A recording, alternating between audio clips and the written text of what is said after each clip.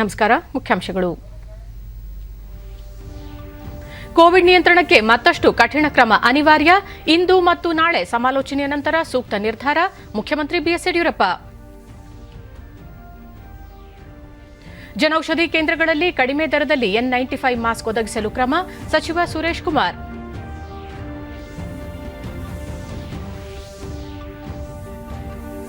ತಮಿಳುನಾಡು ನೂತನ ಮುಖ್ಯಮಂತ್ರಿಯಾಗಿ ಡಿಎಂಕೆ ನಾಯಕ ಎಂಕೆ ಸ್ಟಾಲಿನ್ ಪದಗ್ರಹಣ.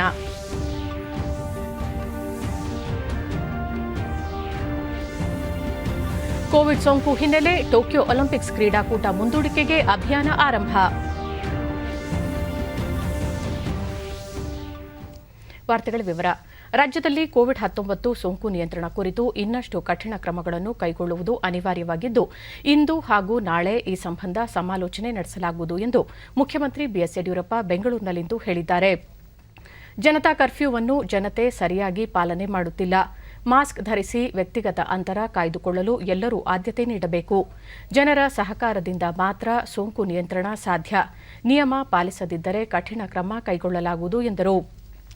ಸೋಂಕಿತರಿಗೆ ಹಾಸಿಗೆ, ಆಮ್ಲಜನಕ ಮತ್ತಿತರ ಬೇಡಿಕೆಗಳನ್ನು ಮುಂದಿಟ್ಟುಕೊಂಡು ವಿಧಾನಸೌಧ ಹಾಗೂ ಮುಖ್ಯಮಂತ್ರಿಗಳ ನಿವಾಸದ ಬಳಿ ಪ್ರತಿಭಟನೆ ನಡೆಸುವ ಅಗತ್ಯವಿಲ್ಲ. ಜನರ ಸಂಕಷ್ಟಗಳನ್ನು ಅಧಿಕಾರಿಗಳ ಮುಂದೆ ಹೇಳಿಕೊಳ್ಳಬೇಕು. ಸರ್ಕಾರ ಎಲ್ಲಾ ಸಮಸ್ಯೆಗಳಿಗೂ ಪರಿಹಾರ ರೂಪಿಸಲಿದೆ ಎಂದರು. ಬಿಬಿಎಂಪಿ ವ್ಯಾಪ್ತಿಯಲ್ಲಿ ಹಾಸಿಗೆಗಳನ್ನು ಬ್ಲಾಕ್ ಮಾಡುವ ಅಕ್ರಮವನ್ನು ಬಯಲಿಗೆಳೆದ ಸಂಸದ ತೇಜಸ್ವಿ ಸೂರ್ಯ ಅವರನ್ನು ಅಭಿನಂದಿಸಿದ ಮುಖ್ಯಮಂತ್ರಿಯವರು ಈ ಕುರಿತು ಯಾರೂ ಹಗುರವಾಗಿ ಮಾತನಾಡಬಾರದು ಎಂದರು. ಮುಖ್ಯಮಂತ್ರಿ ಯಡಿಯೂರಪ್ಪ ಇಂದು ಸಂಜೆ ಸೋಂಕು ನಿಯಂತ್ರಣ ಕುರಿತು ಉನ್ನತ ಮಟ್ಟದ ಸಭೆ ಕರೆದಿದ್ದಾರೆ. ವಿವಿಧ ಇಲಾಖೆಗಳ ಸಚಿವರು, ಹಿರಿಯ ಅಧಿಕಾರಿಗಳೊಂದಿಗೆ ಅವರು ಸೋಂಕು ನಿಯಂತ್ರಣ ಕ್ರಮಗಳನ್ನು ಬಿಗಿಗೊಳಿಸುವ ಕುರಿತು ಚರ್ಚಿಸಲಿದ್ದಾರೆ. ಇಂದು ಬೆಳಗ್ಗೆ ಹಿರಿಯ ಅಧಿಕಾರಿಗಳೊಂದಿಗೆ ಕೋವಿಡ್ ನಿಯಂತ್ರಣ ಕುರಿತು ಸಮಾಲೋಚನೆ ನಡೆಸಿದರು. ಇನ್ನೂ ಹೆಚ್ಚು ಬಿಗಿ ಕ್ರಮವನ್ನು ತಗೊಳ್ಳಬಾರದು ಅಂತಿದ್ರೆ ಮಾಸ್ಕ್ ಹಾಕ್ಕೊಂಡು ಅಂತರನ್ನು ಕಾಯ್ಕೊಂಡು ಸಹಕಾರವನ್ನು ಜನ ನೀಡಬೇಕು. ಇಲ್ಲ ಅಂತ ಹೇಳಿದ್ರೆ ಕಠಿಣವಾದ ಕ್ರಮ ಅನಿವಾರ್ಯ ಆಗುತ್ತೆ. ನಾನು ಮಾಡಿ ಅವ್ರ ತೊಂದರೆ ಇರೋದು ನಿಜ, ಅದು ಗೊತ್ತಾದ ತಕ್ಷಣ ಕ್ರಮ ತಗೊತಾ ಇದ್ದೀನಿ. ಅದಕ್ಕೆ ವಿಧಾನಸೌಧ ಹತ್ರ CM ಮನೆ ಹತ್ರ ಬರುವಂಥ ಅಗತ್ಯ ಇಲ್ಲ. ಅವ್ರು ಯಾರಾದರೂ ಸುದ್ದಿ ಮುಟ್ಟಿದ ತಕ್ಷಣ ನಮ್ಮ ಅಧಿಕಾರಿಗಳು ಆ ಕಡೆ ಕ್ರಮ ತಗೊಳ್ತಾರೆ. ನಾವು ಜನರ ಪರವಾಗಿ ಇರುವಂಥವ್ರು, ಆದ್ದರಿಂದ ಅವ್ರ ನೋವನ್ನು ತೋಡ್ಕೊಳಕ್ಕೆ ಬರುವಂಥ ತಪ್ಪು ನಾನು ಹೇಳೋದಿಲ್ಲ. ಆದರೆ ಈ ರೀತಿ ಮಾಡೋದ್ರ ಬದಲಿಗೆ ನಮ್ಮ ಅಧಿಕಾರಿಗಳ ಗಮನಕ್ಕೆ ತಂದರೆ ತಕ್ಷಣ ಇದ್ದದರಲ್ಲಿ ಎಲ್ಲಿ ಆಸೆ ಕೊಡ್ಸೋಕ್ಕೆ ಸಾಧ್ಯ ನಾವು ಪ್ರಾಮಾಣಿಕ ಪ್ರಯತ್ನ ಮಾಡ್ತೇವೆ. ಅದನ್ನ ಈ ರೀತಿ ವಿಧಾನಸೌಧ ಮುಂದೆ ಮುಖ್ಯಮಂತ್ರಿಗಳ ಮನೆ ಮುಂದೆ ಬರೋದನ್ನು ನಿಲ್ಲಿಸಬೇಕು ಅಂತ ವಿನಂತಿ ಮಾಡಿ. ರಾಜ್ಯದಲ್ಲಿ ಕೋವಿಡ್ ಸೋಂಕಿತರ ಸಂಖ್ಯೆಯಲ್ಲಿ ಹೆಚ್ಚಳವಾಗುತ್ತಿದ್ದು, ಆಮ್ಲಜನಕಕ್ಕೆ ಬೇಡಿಕೆಯೂ ಹೆಚ್ಚಾಗುತ್ತಿದೆ. ಸೋಂಕಿತರಿಗೆ ಚಿಕಿತ್ಸೆ ನೀಡುವುದು ಸವಾಲಿನ ಕೆಲಸವಾಗಿದೆ ಎಂದು ಉಪಮುಖ್ಯಮಂತ್ರಿ ಗೋವಿಂದ ಕಾರಜೋಳ ಧಾರವಾಡದಲ್ಲಿ ನಿನ್ನೆ ಹೇಳಿದ್ದಾರೆ. ರಾಜ್ಯಕ್ಕೆ 1,500 ಟನ್ ಆಮ್ಲಜನಕದ ಅಗತ್ಯವಿದೆ. ಆದರೆ 800 ಟನ್ನಷ್ಟು ಮಾತ್ರ ಇದುವರೆಗೂ ಲಭ್ಯವಾಗಿದೆ. ನಿನ್ನೆ ಮತ್ತೆ 60 ಟನ್ ಹೆಚ್ಚಿನ ಪ್ರಮಾಣದ ಆಮ್ಲಜನಕ ದೊರೆತಿದೆ. ಏರಿಕೆಯಾಗುತ್ತಿರುವ ಸೋಂಕಿತರಿಗೆ ಅನುಗುಣವಾಗಿ ಆಮ್ಲಜನಕ ಪ್ರಮಾಣವನ್ನು ಸಹ ಹೆಚ್ಚಿಸಬೇಕಾಗಿದೆ ಎಂದು ಅಭಿಪ್ರಾಯಪಟ್ಟಿದ್ದಾರೆ. ಕೊರೋನಾ ಸೋಂಕಿತರ ಸಂಖ್ಯೆ 50,000 ಗಡಿ ದಾಟಿದ್ದು, ಇಂತಹ ಪರಿಸ್ಥಿತಿಯಲ್ಲಿ ತಜ್ಞರು ಲಾಕ್ಡೌನ್ ಮಾಡುವಂತೆ ಸಲಹೆ ನೀಡಿದ್ದಾರೆ. ತಜ್ಞರ ಸಲಹೆ ಪಡೆದು ಮುಖ್ಯಮಂತ್ರಿ ಅವರು ಸೂಕ್ತ ನಿರ್ಧಾರ ಕೈಗೊಳ್ಳಲಿದ್ದಾರೆ. ಜನತಾ ಕರ್ಫ್ಯೂ ಸಮರ್ಪಕವಾಗಿ ಪಾಲಿಸಿದರೆ ಸೋಂಕು ನಿಯಂತ್ರಣ ಸಾಧ್ಯವಾಗುತ್ತದೆ. ಆದರೆ ಜನ ಸೂಕ್ತ ರೀತಿಯಲ್ಲಿ ಸಹಕಾರ ನೀಡುತ್ತಿಲ್ಲ ಎಂದು ಅವರು ಹೇಳಿದರು. ಡಾಕ್ಟರ್ಸ್ ಇದ್ದಾರೆ, ಡಾಕ್ಟರ್ ಬಲ್ಲಾಳ್ ಅವರಿದ್ದಾರೆ, ಡಾಕ್ಟರ್ ಮಂಜುನಾಥ್ ಅವರಿದ್ದಾರೆ ಮತ್ತು ಉಳಿದ ಡಾಕ್ಟರ್ಸ್ ಇದ್ದಾರೆ. ಅವರೆಲ್ಲರದ್ದು ಸಲಹೆ ತಗೊಂಡು ನಿರ್ಧಾರವನ್ನು ಮಾಡ್ತೀವಿ. ಆಕ್ಸಿಜನ್ ಸಮಸ್ಯೆ ಅಂದರೆ ಏನಾಗಿದೆ, ನಮಗೆ ಆಕ್ಸಿಜನ್ ಜಾಸ್ತಿ ಬೇಕು. ಮೊದಲು ನಮಗೇನ್ರಿ ರೆಗ್ಯುಲರ್ ಪೇಷಂಟ್ಗಳಿರ್ತಿದ್ದು 30-40 ಒಂದೊಂದು ಹಾಸ್ಪಿಟ್ಲ್ನಲ್ಲಿ ಪೇಷಂಟ್ಗಳಿರ್ತಿದ್ದು, ಅಷ್ಟಕ್ಕೆ ಸಾಕಾಗ್ತಿತ್ತು. ಈಗೇನಾಗಿದೆ, ಪ್ರತಿನಿತ್ಯ 1,500 ಟನ್ನಷ್ಟು ಬೇಕಾಗ್ತದೆ. ನಮಗೆ ಸಿಗ್ತಾ ಇರೋದು 800 ಚಿಲ್ಲರೆ ಸಿಗ್ತಾಯಿದೆ. ಇವತ್ತು ಮತ್ತೊಂದು 60 ಟನ್ನಷ್ಟು ಹೆಚ್ಚಿಗೆ ಸಿಕ್ಕಿದೆ. ಅದನ್ನು ಹಂಚಿಕೆ ಮಾಡ್ತಾರೆ. ಈಗ ದಿನನಿತ್ಯ 50,000 ಬಂದರೆ, 45,000 ಬಂದರೆ, 40,000 ಬಂದರೆ ಸ್ವಲ್ಪ ಕಷ್ಟ ಆಗ್ತದೆ. ಯಾಕಂದರೆ ಇರೋ ವ್ಯವಸ್ಥೆ ಒಳಗೆ ನಾವು ಮೇಂಟೈನ್ ಮಾಡ್ಬೇಕಂದ್ರೆ ಕಷ್ಟ ಆಗ್ತದೆ. ಅದಕ್ಕಾಗಿ ಡಾಕ್ಟರ್ಸನ್ನು ಮತ್ತು ನರ್ಸ್ಗಳನ್ನು ಮತ್ತು ವೈದ್ಯಕೀಯ ಸಿಬ್ಬಂದಿ ಸ್ಟಾಫ್ಗಳನ್ನು ನೇಮಕಾತಿ ಮಾಡ್ಕೊಳ್ಳೋಕ್ಕೆ ಜಿಲ್ಲಾಧಿಕಾರಿಗಳಿಗೆ ಆದೇಶ ಕೊಟ್ಬಿಟ್ಟಿವಿ. ಅಲ್ಲೇ ತೊಗೊಂಡ್ಬಿಡಿ ಅಂತೇಳಿ, ವಾಕಿನ್ ಇಂಟರ್ವ್ಯೂ ಮಾಡಿ ತೊಗೊಂಡ್ಬಿಡಿ, ಅಲ್ಲೇ ಆದೇಶ ಕೊಟ್ಬಿಡಿ, ಯಾರು ಬರ್ತಾರೋ ಅವ್ರಿಗೆ ಕೊಟ್ಬಿಡ್ರಿ ಅಂತ ಹೇಳಿದ್ವಿ. ಅದು ಆಗ್ತಾಯಿದೆ, ಖಂಡಿತವಾಗಿ ಮಾಡಿ. ಕೊರೋನಾ ಹೆಚ್ಚಾಗ್ತಾಯಿದೆ. ಜನತಾ ಕರ್ಫ್ಯೂ ಹಾಕೋದ್ರಿಂದ ಜನ ಸ್ವಲ್ಪ ಎಚ್ಚೆತ್ಕೊಂಡು ಸರ್ಕಾರ ಏನು ನಿಬಂಧನೆ ಹಾಕಿದೆ ಅದಕ್ಕೆ ಪಾಲಿಸಿದ್ರೆ ಯಶಸ್ವಿ ಆಗ್ತಿತ್ತು. ಜನ ಪಾಲಿಸ್ತಾ ಇಲ್ಲ. ರಾಜ್ಯದ ಜನೌಷಧಿ ಕೇಂದ್ರಗಳಲ್ಲಿ ಕೋವಿಡ್ ಸೋಂಕು ನಿಯಂತ್ರಣಕ್ಕೆ ಕಡಿಮೆ ದರದಲ್ಲಿ N95 ಮಾಸ್ಕ್ ದೊರೆಯುತ್ತಿದೆ ಎಂದು ಪ್ರಾಥಮಿಕ ಹಾಗೂ ಪ್ರೌಢಶಿಕ್ಷಣ ಸಚಿವ ಸುರೇಶ್ ಕುಮಾರ್ ಚಾಮರಾಜನಗರದಲ್ಲಿ ಔಷಧಿ ಪರಿಯೋಜನೆಯಡಿ ಸಾಂಕ್ರಾಮಿಕವನ್ನು ತಡೆಗಟ್ಟುವ ನಿಟ್ಟಿನಲ್ಲಿ ಮಾಸ್ಕ್ ಅನ್ನು ಕಡಿಮೆ ಬೆಲೆಗೆ ನೀಡಲಾಗುತ್ತಿದೆ. ಆದರೆ ಕೆಲವೆಡೆ ಮಾಸ್ಕ್ಗಳ ಕೊರತೆ ಕಂಡುಬಂದಿವೆ ಎಂದರು. ಈ ಸಂಬಂಧ ಭಾರತೀಯ ಜನೌಷಧಿ ಕೇಂದ್ರದ ಸಾರಥ್ಯ ವಹಿಸಿರುವ ಕೇಂದ್ರ ಸಚಿವ ಡಿವಿ ಸದಾನಂದಗೌಡ ಅವರ ಜೊತೆ ಚರ್ಚಿಸಿ ಭಾರತದ ಪ್ರತಿಯೊಂದು ಜನೌಷಧಿ ಕೇಂದ್ರಗಳಲ್ಲೂ ಕಡಿಮೆ ಬೆಲೆಗೆ ಎಲ್ಲರಿಗೂ ಮಾಸ್ಕ್ ದೊರೆಯುವಂತೆ ಕ್ರಮ ಕೈಗೊಳ್ಳಲಾಗುವುದು ಎಂದರು. ಪ್ರಧಾನಮಂತ್ರಿ ಜನೌಷಧಿ ಕೇಂದ್ರಗಳೇನಿದೆ ಅದರ ಮೂಲಕ N95 ಮಾಸ್ಕ್ ಅನ್ನ ಇವತ್ತು ಅತ್ಯಂತ ಕಡಿಮೆ ದರದಲ್ಲಿ ಎಲ್ಲರಿಗೂ ಕೂಡ ಸಿಗಬೇಕು. ಮತ್ತೆ ವೈದ್ಯರೆಲ್ಲ ಹೇಳ್ತಾರೆ ಈ N95 ಮಾಸ್ಕು ಬಹಳ ಒಂದು ಉತ್ತಮವಾದ ಮಾಸ್ಕ್, 95% ಅದು ತಡೆಯೋದ್ರಲ್ಲಿ ಅದು ಸಮರ್ಥ ಇದೆ ಅಂತ ಅವರು ಹೇಳ್ತಾರೆ. ಸೊ ಅದಕ್ಕೋಸ್ಕರ ಕೇಂದ್ರ ಸರ್ಕಾರ ಈ N95 ಮಾಸ್ಕ್ ಅನ್ನ ಇವತ್ತು ಎಲ್ಲರಿಗೂ ಸಿಗಬೇಕು ಅಂತ ಬಿಡುಗಡೆ ಮಾಡಿದೆ. ಆದರೆ ಕೆಲವು ಕಡೆ ದೂರು ಬಂದಿದೆ, ನಮ್ಮ ಜನೌಷಧಿ ಕೇಂದ್ರಗಳಲ್ಲಿ ಇದು ಸಿಗ್ತಾ ಇಲ್ಲ, ಬಂದ ಸ್ಟಾಕ್ ಎಲ್ಲನೂ ಕೂಡ ಖಾಲಿ ಆಗ್ಬಿಟ್ಟಿದೆ. ಸೊ ತಕ್ಷಣ ಬೇಕಾಗಿದೆ ಅಂತ ಏನು ದೂರು ಬಂದಿದೆ. ಈ ಹಿನ್ನೆಲೆಯಲ್ಲಿ ನಾನು ನಮ್ಮ ಕೇಂದ್ರ ಸಚಿವರಾದ ಸದಾನಂದ ಗೌಡ, ಯಾರು ಜನೌಷಧಿ ಕೇಂದ್ರಗಳಿಗೆಲ್ಲನೂ ಕೂಡ ಅವರು ಜವಾಬ್ದಾರಿ ಅವರು ತಗೊಂಡಿದ್ದಾರೆ, ಅವ್ರ ಜೊತೆ ನಾನು ಮಾತಾಡಿ ಹೆಚ್ಚು N95 ಮಾಸ್ಕ್ಗಳು ಜನೌಷಧಿ ಕೇಂದ್ರದಲ್ಲಿ ಲಭ್ಯ ಆಗುವ ರೀತಿಯಲ್ಲಿ ಮಾಡಲಿಕ್ಕೆ ನಾನು ಕ್ರಮ. ಕೊಪ್ಪಳ ಜಿಲ್ಲೆಯ ಕೋವಿಡ್-19 ಆಸ್ಪತ್ರೆಗೆ ಜಿಲ್ಲಾ ಉಸ್ತುವಾರಿ ಸಚಿವ ಬಿಸಿ ಪಾಟೀಲ್ ನಿನ್ನೆ ಭೇಟಿ ನೀಡಿ ಪರಿಶೀಲಿಸಿದರು. ಕೋವಿಡ್ ಸೋಂಕಿತರೊಂದಿಗೆ ಆಸ್ಪತ್ರೆಯ ಸೌಲಭ್ಯಗಳ ಕುರಿತು ಮಾಹಿತಿ ಪಡೆದುಕೊಂಡರು.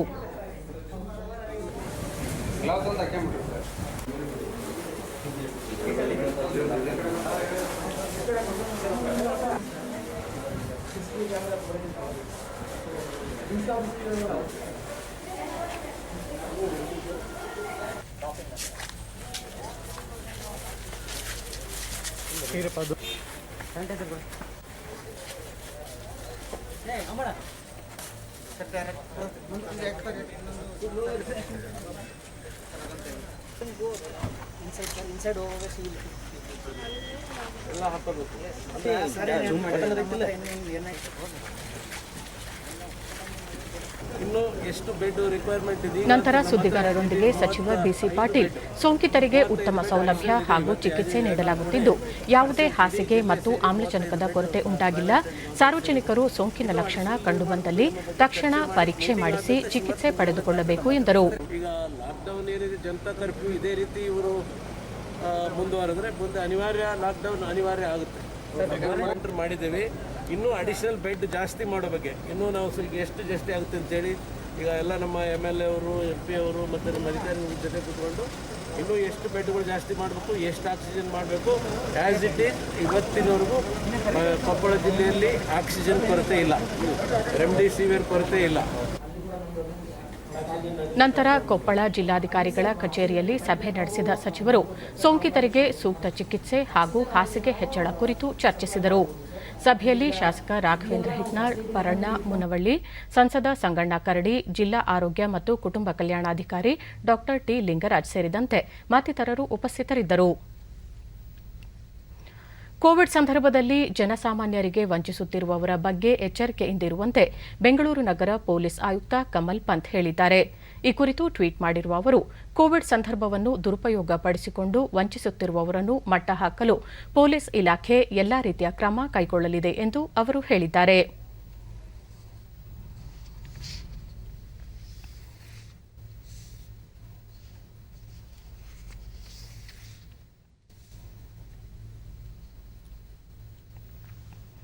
ಸರ್ಕಾರದಿಂದ ಖಾಸಗಿ ಆಸ್ಪತ್ರೆಗಳಿಗೆ ಹಂಚಿಕೆಯಾದ ಕೋವಿಡ್ ಸೋಂಕಿತರ ಪ್ರತಿದಿನದ ಚಿಕಿತ್ಸೆಯ ಒಟ್ಟು ದರವನ್ನು ರಾಜ್ಯ ಸರ್ಕಾರ ನಿನ್ನೆ ಪರಿಷ್ಕರಿಸಿದೆ. ಜನರಲ್ ವಾರ್ಡ್ನಲ್ಲಿ ಚಿಕಿತ್ಸೆ ಪಡೆಯುತ್ತಿರುವವರಿಗೆ ದಿನವೊಂದಕ್ಕೆ 5,200 ರೂಪಾಯಿ, ಎಚ್ಡಿಯು ವಾರ್ಡ್ಗೆ 8,000, ಐಸೋಲೇಷನ್ ಐಸಿಯು ವೆಂಟಿಲೇಟರ್ ಸಹಿತ 9,750 ರೂಪಾಯಿ ಹಾಗೂ ಐಸೋಲೇಷನ್ ಐಸಿಯು ವೆಂಟಿಲೇಟರ್ ಸಹಿತ 11,500 ರೂಪಾಯಿ ದರ ನಿಗದಿಪಡಿಸಿ ಮುಖ್ಯ ಕಾರ್ಯದರ್ಶಿ ಪಿ. ರವಿಕುಮಾರ್ ಆದೇಶಿಸಿದ್ದಾರೆ. ಈ ನಡುವೆ ಗ್ರಾಮೀಣ ಭಾಗದಲ್ಲಿ ಸೇವೆ ಸಲ್ಲಿಸುತ್ತಿರುವ ವೈದ್ಯರ ವೇತನವನ್ನು ಹೆಚ್ಚಳ ಮಾಡಿ ಸರ್ಕಾರ ಆದೇಶ ಹೊರಡಿಸಿದೆ.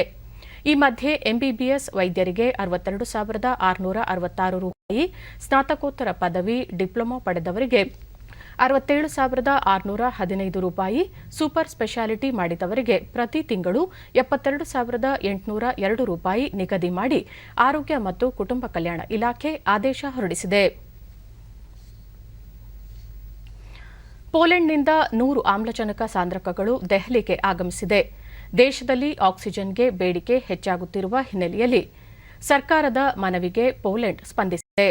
ಐರೋಪ್ಯ ಒಕ್ಕೂಟದ ಸಹಭಾಗಿ ರಾಷ್ಟ್ರವಾಗಿರುವ ಪೋಲೆಂಡ್ಗೆ ವಿದೇಶಾಂಗ ವ್ಯವಹಾರಗಳ ಸಚಿವಾಲಯ ಧನ್ಯವಾದ ಅರ್ಪಿಸಿದೆ.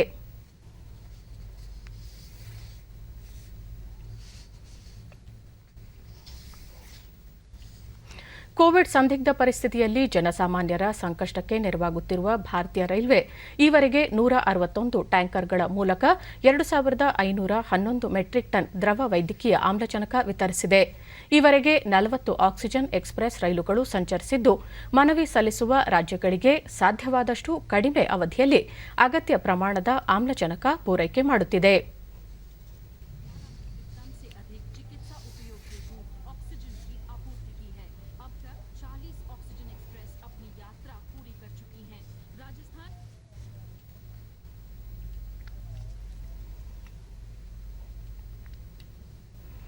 ದೇಶದಲ್ಲಿ ಕೊರೋನಾ ಸೋಂಕು ಹೆಚ್ಚಳ ಹಿನ್ನೆಲೆಯಲ್ಲಿ ಭಾರತೀಯ ರೈಲ್ವೆ 28 ರೈಲುಗಳ ಸಂಚಾರವನ್ನು ಈ ತಿಂಗಳ 9ರಿಂದ ಮುಂದಿನ ಆದೇಶದವರೆಗೆ ರದ್ದುಪಡಿಸಿದೆ.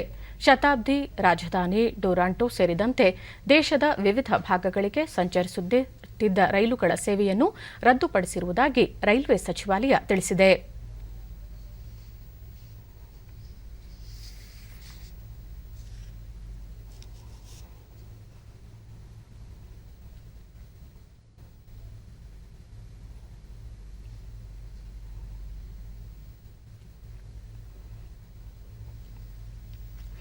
ದೇಶದಲ್ಲಿ ಕೋವಿಡ್ ಸಕ್ರಿಯ ಪ್ರಕರಣಗಳ ಸಂಖ್ಯೆ ಇಂದು ಮತ್ತಷ್ಟು ಹೆಚ್ಚಾಗಿದೆ.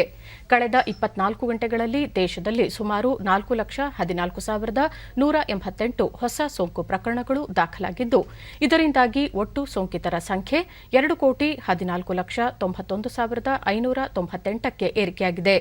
3,31,507 ಮಂದಿ ಆಸ್ಪತ್ರೆಗಳಿಂದ ಹೊಸದಾಗಿ ಬಿಡುಗಡೆಯಾಗಿದ್ದಾರೆ.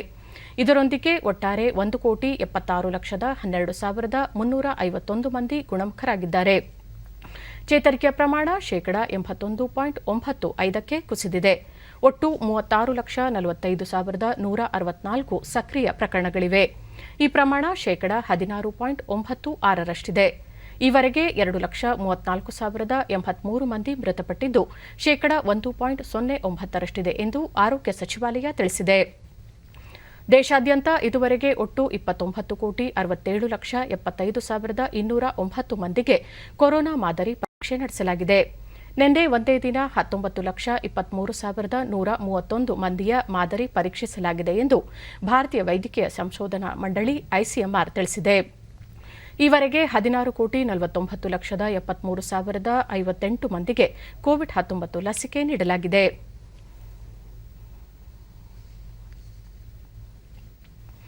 ರಾಜ್ಯದಲ್ಲಿ ನಿನ್ನೆ 49,058 ಹೊಸ ಕೋವಿಡ್ ಪ್ರಕರಣಗಳು ದೃಢಪಟ್ಟಿದ್ದು, ಇದರೊಂದಿಗೆ ಒಟ್ಟು ಸೋಂಕು ಪ್ರಕರಣಗಳ ಸಂಖ್ಯೆ 17,90,104ಕ್ಕೆ ಏರಿಕೆಯಾಗಿದೆ.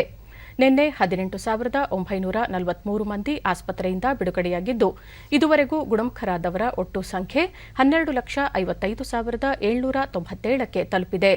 ನಿನ್ನೆ 328 ಮಂದಿ ಸಾವನ್ನಪ್ಪಿದ್ದು, ಮೃತಪಟ್ಟವರ ಸಂಖ್ಯೆ 17,212ಕ್ಕೆ ಏರಿಕೆಯಾಗಿದೆ.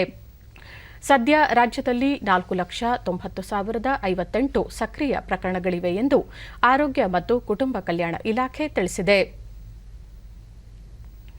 ಬೆಂಗಳೂರಿನಲ್ಲಿ ನಿನ್ನೆ 23,706 ಮಂದಿಗೆ ಸೋಂಕು ತಗುಲಿದ್ದು ಒಟ್ಟು ಸೋಂಕು ಪ್ರಕರಣಗಳ ಸಂಖ್ಯೆ 8,87,086ಕ್ಕೆ ಏರಿಕೆಯಾಗಿದೆ.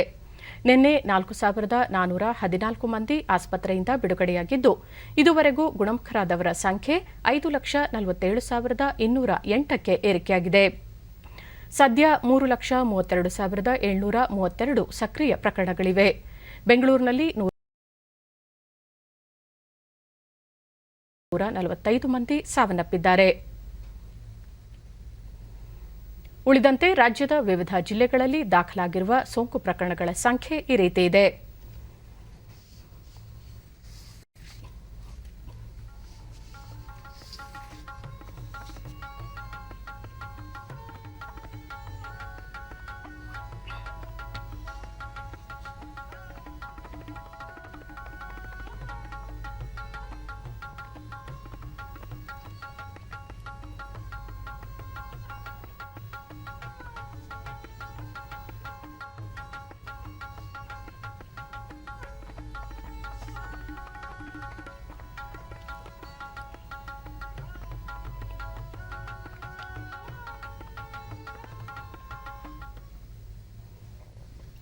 ಸಶಸ್ತ್ರ ಪಡೆಗಳ ಚಿಕಿತ್ಸೆಗೆ ಮೀಸಲಾಗಿರುವ 50 ವೈದ್ಯಕೀಯ ಕಾಲೇಜುಗಳನ್ನು ಸಾರ್ವಜನಿಕ ಸೇವೆಗೆ ನೀಡಲು ರಕ್ಷಣಾ ಸಚಿವಾಲಯ ಅನುಮತಿ ನೀಡಿದೆ. ಸೇನೆಯ 42, ವಾಯುಪಡೆಯ 5, ನೌಕಾದಳಕ್ಕೆ ಸೇರಿರುವ 3 ಆಸ್ಪತ್ರೆಗಳನ್ನು ಕೋವಿಡ್ ಆಸ್ಪತ್ರೆಯನ್ನಾಗಿ ಗುರುತಿಸಲಾಗಿದೆ. ಸ್ಥಳೀಯ ಆರೋಗ್ಯ ವ್ಯವಸ್ಥೆಯ ಮೂಲಕ ಹಾಸಿಗೆಗಳ ಲಭ್ಯತೆ ನೋಡಿಕೊಂಡು ಸಾರ್ವಜನಿಕರು ಈ ಆಸ್ಪತ್ರೆಗಳಲ್ಲಿ ಚಿಕಿತ್ಸೆ ಪಡೆಯಬಹುದು ಎಂದು ಸೇನಾ ಮೂಲಗಳು ಹೇಳಿವೆ.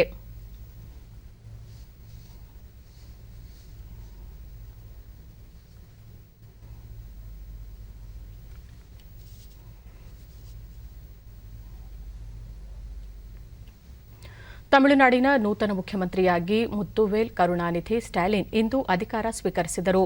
ಕೋವಿಡ್ ಸೋಂಕು ನಿಯಂತ್ರಣ ಕ್ರಮಗಳ ನಡುವೆ ಚೆನ್ನೈನ ರಾಜಭವನದಲ್ಲಿ ನಡೆದ ಸರಳ ಸಮಾರಂಭದಲ್ಲಿ ರಾಜ್ಯಪಾಲ ಬನ್ವಾರಿಲಾಲ್ ಪುರೋಹಿತ್ ಗೌಪ್ಯತಾ ಪ್ರತಿಜ್ಞಾ ವಿಧಿ ಬೋಧಿಸಿದರು. ಇತ್ತೀಚೆಗೆ ನಡೆದ ವಿಧಾನಸಭಾ ಚುನಾವಣೆಯಲ್ಲಿ ಸ್ಟಾಲಿನ್ ನೇತೃತ್ವದ ಡಿಎಂಕೆ ಮೈತ್ರಿಕೂಟ ಬಹುಮತ ಗಳಿಸಿತ್ತು. ಸ್ಟಾಲಿನ್ ಅವರನ್ನು ಶಾಸಕಾಂಗ ಪಕ್ಷದ ನಾಯಕರನ್ನಾಗಿ ಅವಿರೋಧವಾಗಿ ಆಯ್ಕೆ ಮಾಡಲಾಗಿತ್ತು. இந்திய அரசியலமைப்பின்பால் உண்மையான நம்பிக்கையும் மாறா பற்றும் கொண்டிருப்பேன் என்றும் இந்திய நாட்டின் ஒப்பில்லாத முழுமுதல் ஆட்சியையும் ஒருமையும் நிலைநிறுத்துவேன் என்றும் தமிழ்நாட்டு அரசின் முதலமைச்சராக உண்மையாகவும் உளச்சான்றின்படியும் என் கடமைகளை நிறைவேற்றுவேன் என்றும் அரசியலமைப்பிற்கும் சட்டத்திற்கும் இணங்க அச்சமும் ஒருதலை சார்புமின்றி வெறுப்பை விளக்கி பலதரப்பட்ட மக்கள் அனைவருக்கும் நேர்மையானதை செய்வேன் என்றும் உளமாற உறுதிமொழிகிறேன்.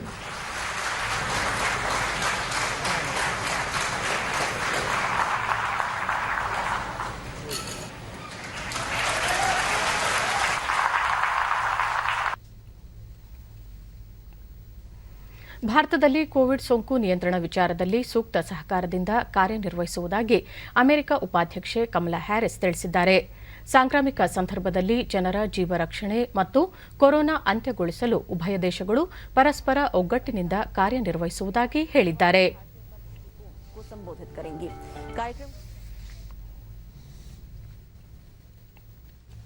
ಪ್ರಧಾನಿ ನರೇಂದ್ರ ಮೋದಿ ಅವರು ನಾಳೆ ನಡೆಯಲಿರುವ ಐರೋಪ್ಯ ಒಕ್ಕೂಟದ ಮಂಡಳಿ ಸಭೆಯಲ್ಲಿ ವಿಶೇಷ ಆಹ್ವಾನಿತರಾಗಿ ಪಾಲ್ಗೊಳ್ಳಲಿದ್ದಾರೆ. ಪೋರ್ಚುಗಲ್ ಪ್ರಧಾನಿ ಆಂಟೋನಿಯೋ ಕೋಸ್ಟಾ ಈ ಸಭೆಯನ್ನು ಆಯೋಜಿಸಿದ್ದು ಭಾರತ ಮತ್ತು ಐರೋಪ್ಯ ಒಕ್ಕೂಟದ ನಾಯಕರ ಸಭೆಯನ್ನುದ್ದೇಶಿಸಿ ಮಾತನಾಡಲಿದ್ದಾರೆ. 27 ಸದಸ್ಯರು ಐರೋಪ್ಯ ಒಕ್ಕೂಟ ಸಭೆಯಲ್ಲಿ ಪಾಲ್ಗೊಳ್ಳಲಿದ್ದಾರೆ. ಕೋವಿಡ್-19 ಸಾಂಕ್ರಾಮಿಕದ ವಿರುದ್ಧದ ಹೋರಾಟದಲ್ಲಿ ಲಸಿಕೆಯ ಪ್ರಾಮುಖ್ಯತೆ, ಆರೋಗ್ಯ ಸಹಕಾರ, ಎಲ್ಲರನ್ನೊಳಗೊಂಡ ಅಭಿವೃದ್ಧಿ, ಆರ್ಥಿಕ ಸಹಭಾಗಿತ್ವ, ಪ್ರಾದೇಶಿಕ, ಜಾಗತಿಕ ಮತ್ತು ಪರಸ್ಪರ ಹಿತಾಸಕ್ತಿ ವಿಷಯಗಳ ಕುರಿತು ಸಭೆಯಲ್ಲಿ ಚರ್ಚಿಸಲಿದ್ದಾರೆ.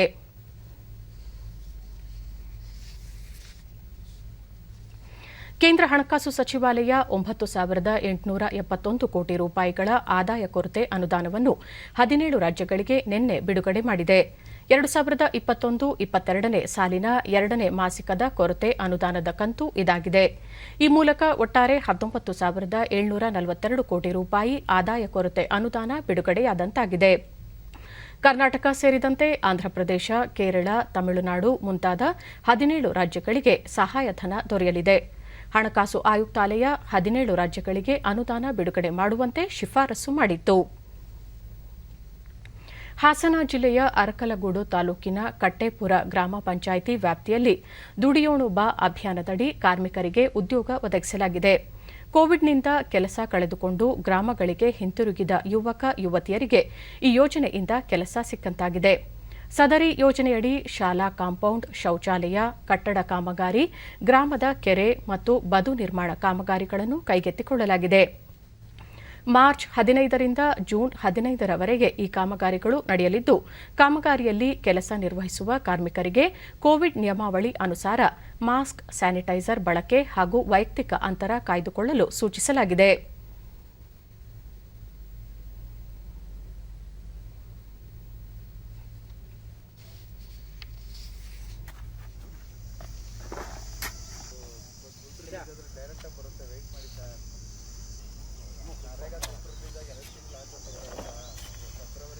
ಸುಮಾರು 3 ತಿಂಗಳ ಕಾಲ ಡಿಡಿ ನ್ಯೂಸ್ನೊಂದಿಗೆ ಕಟ್ಟೇಪುರ ಗ್ರಾಮ ಪಂಚಾಯಿತಿ ಪಿಡಿಒ ಎಚ್ಡಿ ಪರಮೇಶ್ ಗ್ರಾಮೀಣ ಭಾಗದ ಯುವಕರಿಗೆ ಬೇಸಿಗೆಯಲ್ಲಿ ಉದ್ಯೋಗ ಒದಗಿಸುವ ಉದ್ದೇಶದಿಂದ ಗ್ರಾಮದ ಎಲ್ಲಾ ಕುಟುಂಬಗಳಿಗೂ ಜಾಬ್ ಕಾರ್ಡ್ಗಳನ್ನು ವಿತರಿಸಲಾಗಿದೆ. ಮಹಾತ್ಮ ಗಾಂಧಿ ಉದ್ಯೋಗ ಖಾತ್ರಿ ಯೋಜನೆಯಡಿ ಕೆಲಸಗಳನ್ನು ನೀಡಲಾಗಿದೆ. ಕೋವಿಡ್ ನಿಯಮಾವಳಿಗಳನ್ನು ಪಾಲಿಸಲು ಸೂಚಿಸಲಾಗಿದ್ದು, ಕೆಲಸ ನಿರ್ವಹಿಸುವ ಸ್ಥಳದಲ್ಲಿ ಪ್ರಾಥಮಿಕ ಚಿಕಿತ್ಸೆಗೆ ವ್ಯವಸ್ಥೆ ಕಲ್ಪಿಸಲಾಗಿದೆ ಎಂದರು. ಹಾಗೆ ಈ ವರ್ಷ ನಡೀತಾ ಇರುವಂಥ ಕಾಮಗಾರಿಯ ಸ್ಥಳಗಳಲ್ಲಿ ಮಾಸ್ಕ್ ಮತ್ತು ಸ್ಯಾನಿಟೈಸರ್ಗಳನ್ನ ಕಡ್ಡಾಯವಾಗಿ ಬಳಕೆ ಮಾಡ್ತಾ ಇದ್ದೀವಿ. ಸಾಮಾಜಿಕ ಅಂತರ ಕಾಪಾಡೋದ್ರ ಬಗ್ಗೆ ನಾವು ಕೂಲಿಕಾರರಿಗೆ ಈಗಾಗಲೇ ಮನವರಿಕೆ ಮಾಡಿಕೊಟ್ಟು ಹಲವಾರು ಕಾರ್ಯಕ್ರಮಗಳನ್ನ ಹಮ್ಮಿಕೊಂಡಿದ್ದೇವೆ. ಹಾಗೆ ಕಾಮಗಾರಿಯ ಸ್ಥಳದಲ್ಲಿ ಪ್ರಥಮ ಚಿಕಿತ್ಸೆ ನೀಡುವಂತಹ ಫಸ್ಟ್ ಏಡ್ ಬಾಕ್ಸ್ಗಳನ್ನ ಕೂಡ ಇಟ್ಟಿರ್ತೀವಿ. ಮತ್ತು ನೆರಳಿಗೆ ಮತ್ತು ನೀರಿಗೆ ವ್ಯವಸ್ಥೆಯನ್ನು ಕೂಡ ಮಾಡಿದ್ದೀವಿ. ಮತ್ತು ಮಕ್ಕಳನ್ನ ನೋಡ್ಕೊಳ್ಳೋಕ್ಕೂ ಕೂಡ ವ್ಯವಸ್ಥೆಯನ್ನು ಮಾಡ್ಕೊಂಡಿದ್ದೀವಿ. ಉದ್ಯೋಗ ಖಾತ್ರಿ ಯೋಜನೆಯಲ್ಲಿ ಏನೆಲ್ಲ ಗೈಡ್ಲೈನ್ಸ್ ಇದೆಯೋ ಅವನ್ನು ನಾವು ನಮ್ಮ ಗ್ರಾಮ ಪಂಚಾಯಿತಿಯಲ್ಲಿ ಅತ್ಯಂತ ಕಟ್ಟುನಿಟ್ಟಾಗಿ ಪಾಲನೆ ಮಾಡ್ತಾ ಕಾರ್ಯಕ್ರಮವನ್ನು ಯಶಸ್ವಿಯಾಗಿ ಅನುಷ್ಠಾನ ಮಾಡ್ತಾ ಇದ್ದೀವಿ. ಗ್ರಾಮ ಪಂಚಾಯಿತಿ ಕಾರ್ಯದರ್ಶಿ ಬಿಆರ್ ಚೆಲ್ವಮೂರ್ತಿ ಮನ್ರೇಗಾ ಯೋಜನೆಯಡಿ ಸ್ವಂತ ಸಂಪನ್ಮೂಲವನ್ನು ಕ್ರೋಢೀಕರಿಸಿ ಹಲವಾರು ಕಾರ್ಯಕ್ರಮಗಳನ್ನು ಹಮ್ಮಿಕೊಳ್ಳಲಾಗಿದೆ ಎಂದರು. ಮನೆಯನ್ನು ಅಳತೆ ಮಾಡಿ ಅಳತೆ ಮೂಲಕ ಸರ್ಕಾರದ ನಿಯಮಾನುಸಾರ ತೆರಿಗೆಯನ್ನು ವಿಧಿಸಿ ಅದನ್ನು ಕ್ರೋಢೀಕರಿಸುವ ಒಂದು ಕೆಲಸವನ್ನು ಕೂಡ ಮಾಡ್ತಾ ಇದ್ದೇವೆ. ಹಾಗೆ ನಮ್ಮ ಗ್ರಾಮ ಪಂಚಾಯಿತಿಯಲ್ಲಿ ನರೇಗಾ ಯೋಜನೆಯಡಿ ಹಲವಾರು ಕಾರ್ಯಕ್ರಮಗಳನ್ನ ಹಮ್ಮಿಕೊಂಡು ಸಮುದಾಯ ಕಾರ್ಯಕ್ರಮ ಮತ್ತು ವೈಯಕ್ತಿಕ ಕಾರ್ಯಕ್ರಮ ಎಲ್ಲನೂ ಕೂಡ ಉತ್ತಮವಾದ ರೀತಿಯಲ್ಲಿ ನಮ್ಮ ಮೇಲುಗೆ ಉದ್ಯೋಗ ಖಾತ್ರಿ ಯೋಜನೆ ಆಗಬೇಕು. ಗ್ರಾಮ ಪಂಚಾಯಿತಿ ಅಧ್ಯಕ್ಷ ಚಾಂದ್ ಶರೀಫ್ ತಮ್ಮ ಗ್ರಾಮದಲ್ಲಿ ಹೆಚ್ಚು ಉದ್ಯೋಗ ಖಾತ್ರಿ ಯೋಜನೆಯಡಿಯಲ್ಲಿ ಕೆಲಸ ನಡೆಯಬೇಕು. ತಮ್ಮ ಗ್ರಾಮ ಪಂಚಾಯಿತಿ ವ್ಯಾಪ್ತಿಯ 9 ಹಳ್ಳಿಗಳಲ್ಲಿ ರಸ್ತೆ ಕಾಮಗಾರಿ, ತೋಟಗಾರಿಕೆ, ಶಾಲೆ ಕಟ್ಟಡ ಸೇರಿದಂತೆ ಅನೇಕ ಕಾಮಗಾರಿಗಳಲ್ಲಿ ಈ ಭಾಗದ ಜನರಿಗೆ ಕೆಲಸ ಒದಗಿಸಲು ಪ್ರಯತ್ನಿಸಲಾಗುವುದು ಎಂದರು. ಸಮಸ್ಯೆಗಳು ಉತ್ಪತ್ತಿ ಆಗ್ತಾ ನಮ್ಮ ಪಂಚಾಯತಿ ವ್ಯಾಪ್ತಿಗೆ ಸೇರಿದ ಎಲ್ಲ 9 ಹಳ್ಳಿಗಳಿಗೂ ವಿಸಿಟ್ ಕೊಟ್ಟು ನಾವುಗಳೆಲ್ಲ ಸದ್ಯದಲ್ಲೇ ಏನು ಅದಕ್ಕೆ ಬೇಕೋ ಸೌಕರ್ಯ, ಶಾಲೆಗಳಿಗೆ ಏನು ಸೌಕರ್ಯ ಬೇಕೋ ಆ ಸೌಕರ್ಯನೂ ನಾವು ನಮ್ಮ ಮುಖಾಂತರ ಆದಷ್ಟು ಹಿಂದಿನ ಅರಕಲಗೂಡು ಶಾಸಕ ಎಟಿ ರಾಮಸ್ವಾಮಿ ಕೋವಿಡ್ 2ನೇ ಅಲೆಯಿಂದ ಸಾವಿನ ಪ್ರಕರಣಗಳು ಹೆಚ್ಚುತ್ತಿವೆ. ಕಾರ್ಮಿಕರು ಕೋವಿಡ್ ನಿಯಮಗಳನ್ನು ಅನುಸರಿಸುವ ಮೂಲಕ ಕಾಮಗಾರಿಗಳಲ್ಲಿ ಪಾಲ್ಗೊಳ್ಳಬೇಕು. ಹೆಚ್ಚು ಸಭೆ ಸಮಾರಂಭಗಳಲ್ಲಿ ಭಾಗವಹಿಸದೆ ವೈಯಕ್ತಿಕ ಅಂತರ ಕಾಯ್ದುಕೊಳ್ಳಬೇಕು ಎಂದು ಹೇಳಿದರು. ಏನು ಮಾರ್ಗಸೂಚಿಯನ್ನು ಕೊಟ್ಟಿದೆ ಅದರಂತೆ ಆ ಮಾರ್ಗಸೂಚಿಯನ್ನು ಪಾಲನೆ ಮಾಡಬೇಕು, ಎಚ್ಚರಿಕೆಯಿಂದ ಇರಬೇಕು, ಜಾಗರೂಕರಾಗಿರಬೇಕು, ಸಾಮಾಜಿಕ ಅಂತರ ಕಾಪಾಡಿಕೊಳ್ಬೇಕು, ಮುಖಗವಸನ್ನು ಹಾಕಿಕೊಳ್ಬೇಕು. ಸಭೆ ಸಮಾರಂಭಗಳನ್ನು ಹೆಚ್ಚು ಮಾಡ್ದೇ ಅಂತರವನ್ನು ಕಾಪಾಡಿಕೊಂಡು ಸರ್ಕಾರದ ಮಾರ್ಗಸೂಚಿಯಂತೆ ಕಡಿಮೆ ಸಂಖ್ಯೆಯಲ್ಲಿ ಸಾಮಾಜಿಕ ಅಂತರವನ್ನು ಕಾಪಾಡಿಕೊಂಡು ನಡೆಸ್ಕೊಂಡು ಹೋಗಬೇಕು ಅಂತ. ಬೇಸಿಗೆಯ ಸುಡು ಬಿಸಿಲು ಜನ ಜಾನುವಾರುಗಳನ್ನು ಬಿಡದಂತೆ ಕಾಡುತ್ತಿದೆ. ಪರಿಸರ ಅರಣ್ಯ ನಾಶದ ಪರಿಣಾಮ ಕಾಡಿನ ಜೀವಿಗಳು ಆಹಾರ, ನೀರು ಅರಸಿ ಜನವಸತಿ ಪ್ರದೇಶಗಳತ್ತ ಬರುತ್ತಿರುವುದು ಇತ್ತೀಚಿನ ದಿನಗಳಲ್ಲಿ ಸಹಜ ಪ್ರಕ್ರಿಯೆಯಾಗಿದೆ. ಕಾಡು ಪ್ರಾಣಿಗಳು ಈ ರೀತಿ ಆಹಾರ, ನೀರಿಗಾಗಿ ಜನವಸತಿ ಪ್ರದೇಶಕ್ಕೆ ಬರುವುದನ್ನು ತಡೆಯಲು ಚಿತ್ರದುರ್ಗ ಜಿಲ್ಲೆಯ ಅರಣ್ಯ ಇಲಾಖೆ ವಿನೂತನ ಚಿಂತನೆಯನ್ನು ಜಾರಿಗೆ ತಂದಿದೆ. ಜೋಗಿಮಟ್ಟಿ ವನ್ಯಜೀವಿ ಧಾಮದಲ್ಲಿರುವ ನೈಸರ್ಗಿಕ ಕೆರೆ, ಕುಂಟೆಗಳಲ್ಲಿ ನೀರಿನ ಕೊರತೆ ತೀವ್ರವಾಗಿರುವುದರಿಂದ ಕಾಡು ಪ್ರಾಣಿಗಳಿಗೆ ನೀರಿನ ಕೃತಕ ವ್ಯವಸ್ಥೆ ಕಲ್ಪಿಸಿದೆ. ಕೆರೆ ಆವರಣದಲ್ಲಿ ಕೆಲವೆಡೆ ಕೃತಕ ತೊಟ್ಟಿಗಳನ್ನು ನಿರ್ಮಿಸಿ ನೀರು ತುಂಬಿಸಲಾಗುತ್ತಿದೆ. ಇದರಿಂದ ಈ ವನ್ಯಧಾಮದಲ್ಲಿರುವ ಪ್ರಾಣಿ ಪಕ್ಷಿಗಳಿಗೆ ಅನುಕೂಲವಾಗಿದೆ. ಮುಖ್ಯವಾಗಿ ಕಾಡು ಹಂದಿ, ಚಿರತೆ, ಕರಡಿ, ಕಾಡು ಬೆಕ್ಕು, ಮೊಲ, ನರಿ, ಸರೀಸೃಪಗಳು ಸೇರಿದಂತೆ ಅಪರೂಪದ ಜೀವಿಗಳು ಇಲ್ಲಿದ್ದು ಗಿಡಮೂಲಿಕೆ ಸಸ್ಯಗಳು ಹೆಚ್ಚಿನ ಸಂಖ್ಯೆಯಲ್ಲಿವೆ. ಜೀವ ವೈವಿಧ್ಯದ ರಕ್ಷಣೆಗೆ ಆದ್ಯತೆ ನೀಡಿ ಇಲ್ಲಿನ ಗಿಡಮೂಲಿಕೆಗಳನ್ನು ಹುಡುಕಿಕೊಂಡು ಬರುವವರನ್ನು ವನ್ಯಧಾಮದ ವ್ಯಾಪ್ತಿಗೆ ಬಿಡದಂತೆ ತಡೆಯಲಾಗುತ್ತಿದೆ. ಸರ್ಕಾರ ಇದನ್ನು ಸಂರಕ್ಷಿತ ಅರಣ್ಯ ಪ್ರದೇಶವೆಂದು ಘೋಷಿಸಿದ್ದು ಬಯಲು ಸೀಮೆಯಲ್ಲಿನ ಅನನ್ಯ ಜೀವಸಂಕುಲದ ತಾಣವಾಗಿದೆ.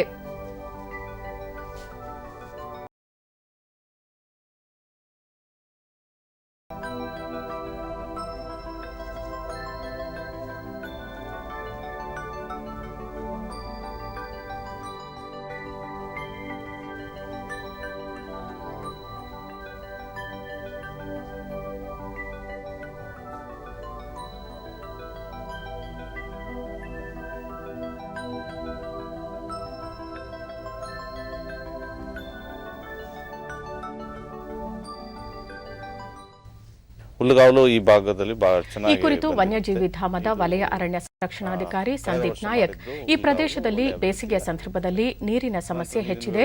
ಅರಣ್ಯ ಇಲಾಖೆ ವತಿಯಿಂದ ಟ್ಯಾಂಕರ್ ಮೂಲಕ ನೀರು ಸರಬರಾಜು ಮಾಡಲಾಗುತ್ತಿದೆ. ಇದಕ್ಕೆ ಅನೇಕ ಪರಿಸರ ಆಸಕ್ತರು ಕೈಜೋಡಿಸಿದ್ದಾರೆ ಎಂದು ವಿವರಿಸಿದರು. ಹೊರ ಹೋಗಿ ನೀರನ್ನು ಆರಿಸಿಕೊಂಡು ನೀರಿನಗೋಸ್ಕರ ಹೊರಗಡೆ ಹೋಗೋದು ನಾವು ತಡೆಯಲು ತೆಗೆದುಕೊಂಡ ಒಂದು ಕ್ರಮ ಆಗಿರುತ್ತದೆ. ಇದು ಕಳೆದ 4 ವರ್ಷಗಳಿಂದ ಮಾಡ್ತಾ ಇದ್ದೇವೆ. 40ಕ್ಕೂ ಹೆಚ್ಚು ಕಡೆ ಸಿಮೆಂಟ್ ರಿಂಗ್ಗಳು ಮಾಡಿದ್ದೇವೆ ಮತ್ತು ವಾಟರ್ ರೋಡ್ಗಳನ್ನು ಸಹ ನಿರ್ಮಿಸಿದ್ದೇವೆ. ಮೊದಲು ಸಿಮೆಂಟ್ ವಾಟರ್ ರೋಡ್ ಮಾಡ್ತಾ ಇದ್ವಿ. ಅದನ್ನು ಬದಲಾಯಿಸಿಬಿಟ್ಟು ಈಗ ನಾವು ಚಿಕ್ಕ ಕೆರೆಗಳನ್ನ ನಿರ್ಮಾಣ ಮತ್ತು ಕೆರೆಗಳಲ್ಲಿ ಹೂಳೆತ್ತೋದನ್ನು ಮತ್ತು ಚಿಕ್ಕ ನೀರಿನ ಗುಂಡಿಗಳನ್ನು ಸಹ ನಿರ್ಮಿಸಿ ಅರಣ್ಯದಲ್ಲಿ ನಾವು ಸಾಕಷ್ಟು ಮಾರ್ಗ ನೇಚರ್ ಫೌಂಡೇಶನ್ನ ಪ್ರಶಾಂತ್, ಪ್ರವಾಸಿಗರ ಆಕರ್ಷಣೀಯ ತಾಣವಾಗಿರುವ ಈ ಪ್ರದೇಶ ಹಲವು ಅಪರೂಪದ ಜೀವಸಂತತಿಯ ಕೇಂದ್ರವಾಗಿದೆ. ಪ್ರವಾಸಿಗರು ಇದರ ಅನನ್ಯತೆಯನ್ನು ಕಾಪಾಡಲು ಒತ್ತು ನೀಡಬೇಕು ಎಂದರು. ವಿವಿಧ ಶಾಲಾ ಕಾಲೇಜು ಮಕ್ಕಳಿಗೆ ಅರಿವನ್ನು ಮೂಡಿಸತಕ್ಕಂಥ ಕೆಲಸ ಕಾರ್ಯಗಳನ್ನು ನಾವು ಕಳೆದ 3 ವರ್ಷಗಳಿಂದ ಅರಣ್ಯ ಇಲಾಖೆ ಸಹಯೋಗದೊಂದಿಗೆ ನಾವು ಮಾಡ್ಕೊತಾ ಬಂದಿದ್ವಿ.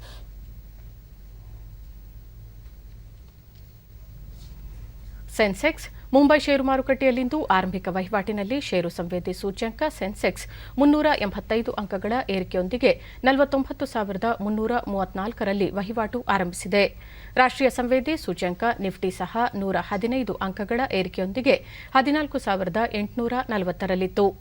ಅಂತಾರಾಷ್ಟ್ರೀಯ ಮಾರುಕಟ್ಟೆಯಲ್ಲಿ ಡಾಲರ್ ಎದುರು ರೂಪಾಯಿ ಮೌಲ್ಯದಲ್ಲಿ 18 ಪೈಸೆ ಏರಿಕೆಯಾಗಿದ್ದು 73.60 ಕೋವಿಡ್-19 ಸಾಂಕ್ರಾಮಿಕದ ನಡುವೆ ಟೋಕಿಯೋ ಒಲಿಂಪಿಕ್ಸ್ ಕ್ರೀಡಾಕೂಟವನ್ನು ಮುಂದೂಡುವ ಕುರಿತಂತೆ ಸಾರ್ವಜನಿಕ ಅಭಿಪ್ರಾಯ ಸಂಗ್ರಹ ಆರಂಭವಾಗಿದೆ. ಸೋಂಕು ಹೆಚ್ಚಳ ಹಿನ್ನೆಲೆಯಲ್ಲಿ ಕ್ರೀಡಾಕೂಟವನ್ನು ಮುಂದೂಡುವಂತೆ ಕಳೆದ 2 ದಿನಗಳಿಂದ 2 ಲಕ್ಷಕ್ಕೂ ಅಧಿಕ ಮಂದಿ ಆನ್ಲೈನ್ ಅಭಿಯಾನಕ್ಕೆ ಬೆಂಬಲ ಸೂಚಿಸಿದ್ದಾರೆ. ಕಳೆದ ಜುಲೈನಲ್ಲೇ ಕ್ರೀಡಾಕೂಟ ಆಯೋಜನೆಗೊಂಡಿತ್ತು. ಕೋವಿಡ್ ಸಾಂಕ್ರಾಮಿಕದಿಂದಾಗಿ 1 ವರ್ಷ ಮುಂದೂಡಲಾಗಿತ್ತು. ಈ ಮಧ್ಯೆ ಜಪಾನ್ನ 118 ವರ್ಷದ ಹಿರಿಯ ಮಹಿಳೆ ತಾವು ಕೋವಿಡ್ ಸಾಂಕ್ರಾಮಿಕ ಹಿನ್ನೆಲೆಯಲ್ಲಿ ಇದೇ 11ರಂದು ನಡೆಯಲಿರುವ ಟಾರ್ಚ್ ಪೆರೇಡ್ನಲ್ಲಿ ಪಾಲ್ಗೊಳ್ಳುವುದಿಲ್ಲ ಎಂದು ಹೇಳಿದ್ದಾರೆ. ಈಗ ಇಂದಿನ ಪತ್ರಿಕೆಗಳ ಇಣುಕುನೋಟ. ಲಾಕ್ಡೌನ್ ನಡುವೆಯೂ ಜನರಿಗೆ ಲಸಿಕೆ ಸಿಗಲಿ, ಮೋದಿ ಕ್ಷಿಪ್ರ ಕಾರ್ಯಕ್ಕೆ ಕರೆ. ಪೂರ್ಣ ಲಾಕ್ಡೌನ್ ಅನಿವಾರ್ಯತೆ ಸೃಷ್ಟಿ, ಜನತಾ ಕರ್ಫ್ಯೂಗೆ ಮಣಿಯುತ್ತಿಲ್ಲ ಕೊರೋನಾ, 10ರ ಸಭೆಯಲ್ಲಿ ಮುಖ್ಯಮಂತ್ರಿ ತೀರ್ಮಾನ. ರಾಜ್ಯಕ್ಕೆ 965 ಮೆಟ್ರಿಕ್ ಟನ್ ಆಮ್ಲಜನಕ ಹಂಚಿಕೆ, ಕೇಂದ್ರದಿಂದ ಹಂಚಿಕೆ ಪ್ರಮಾಣ ಹೆಚ್ಚಳ.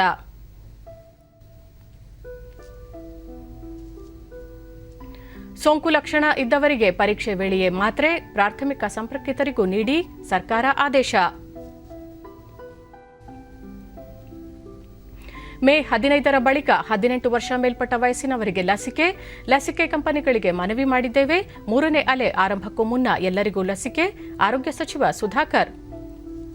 ಇವು ಇಂದಿನ ಪತ್ರಿಕೆಗಳ ಪ್ರಮುಖ ಸುದ್ದಿ. ಉಳಿದಂತೆ ಆಮ್ಲಜನಕ ಪೂರೈಕೆಗೆ ಸ್ಪಷ್ಟ ಮಾರ್ಗಸೂಚಿ ರೂಪಿಸಿ ರಾಜ್ಯ ಸರ್ಕಾರಕ್ಕೆ ಹೈಕೋರ್ಟ್ ನಿರ್ದೇಶನ, ಸಹಾಯವಾಣಿ ಬಗ್ಗೆ ಜನಜಾಗೃತಿ ಮೂಡಿಸಿ. ಸಿಎಂ ಆಗಿ ಸ್ಟಾಲಿನ್ ಇಂದು ಅಧಿಕಾರ ಸ್ವೀಕಾರ.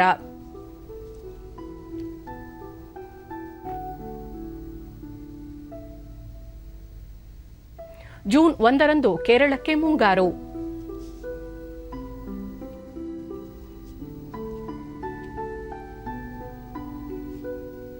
ಕರೆ ಮಾಡಿದ ತಕ್ಷಣ ಆಮ್ಲಜನಕ ಲಭ್ಯ, ರೋಗಿಗೆ ಸಿಲಿಂಡರ್ ತಲುಪಿಸುವ ಸ್ವಾಗ್ ಬೈಕ್, 6 ಜನರ ತಂಡದಿಂದ ಸೇವೆ. ಪಶ್ಚಿಮ ಬಂಗಾಳಕ್ಕೆ ಆಗಮಿಸಿದ ಕೇಂದ್ರ ತಂಡ, ಹಿಂಸಾಚಾರ ಕುರಿತು 2 ದಿನದಲ್ಲಿ ರಿಪೋರ್ಟ್ ಸಲ್ಲಿಕೆ, ರಾಜ್ಯಪಾಲರಿಂದಲೂ ವರದಿ ಕೇಳಿದ ಕೇಂದ್ರ. ಕೊನೆಯಲ್ಲಿ ಮತ್ತೊಮ್ಮೆ ಮುಖ್ಯಾಂಶಗಳು. ಕೋವಿಡ್ ನಿಯಂತ್ರಣಕ್ಕೆ ಮತ್ತಷ್ಟು ಕಠಿಣ ಕ್ರಮ ಅನಿವಾರ್ಯ, ಇಂದು ಮತ್ತು ನಾಳೆ ಸಮಾಲೋಚನೆಯ ನಂತರ ಸೂಕ್ತ ನಿರ್ಧಾರ, ಮುಖ್ಯಮಂತ್ರಿ ಬಿಎಸ್ ಯಡಿಯೂರಪ್ಪ. ಜನೌಷಧಿ ಕೇಂದ್ರಗಳಲ್ಲಿ ಕಡಿಮೆ ದರದಲ್ಲಿ N95 ಮಾಸ್ಕ್ ಒದಗಿಸಲು ಕ್ರಮ, ಸಚಿವ ಸುರೇಶ್ ಕುಮಾರ್.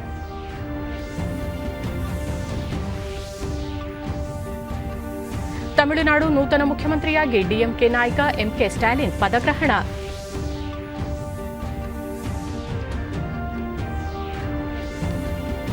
ಕೋವಿಡ್ ಸೋಂಕು ಹಿನ್ನೆಲೆ ಟೋಕಿಯೋ ಒಲಿಂಪಿಕ್ಸ್ ಕ್ರೀಡಾಕೂಟ ಮುಂದೂಡಿಕೆಗೆ ಅಭಿಯಾನ ಆರಂಭ.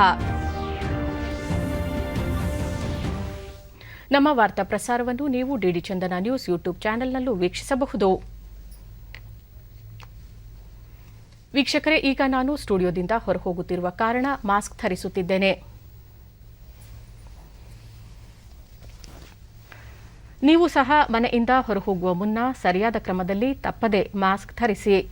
ವ್ಯಕ್ತಿಗತ ಅಂತರ ಕಾಪಾಡಿಕೊಳ್ಳುವುದರೊಂದಿಗೆ ನೀವು ಸುರಕ್ಷಿತವಾಗಿರಿ, ನಿಮ್ಮವರನ್ನು ಸುರಕ್ಷಿತವಾಗಿರಿಸಿ. ನೈರ್ಮಲ್ಯಕ್ಕೆ ಆದ್ಯತೆ ನೀಡುವುದರ ಜೊತೆಗೆ ಸೋಂಕು ತಡೆಗೆ 18 ವರ್ಷ ಮೇಲ್ಪಟ್ಟ ಎಲ್ಲರೂ ಕೋವಿಡ್-19 ಲಸಿಕೆ ಪಡೆಯಿರಿ. ನಮ್ಮ ಮುಂದಿನ ವಾರ್ತಾ ಪ್ರಸಾರ ಮಧ್ಯಾಹ್ನ 1 ಗಂಟೆಗೆ. ನಮಸ್ಕಾರ.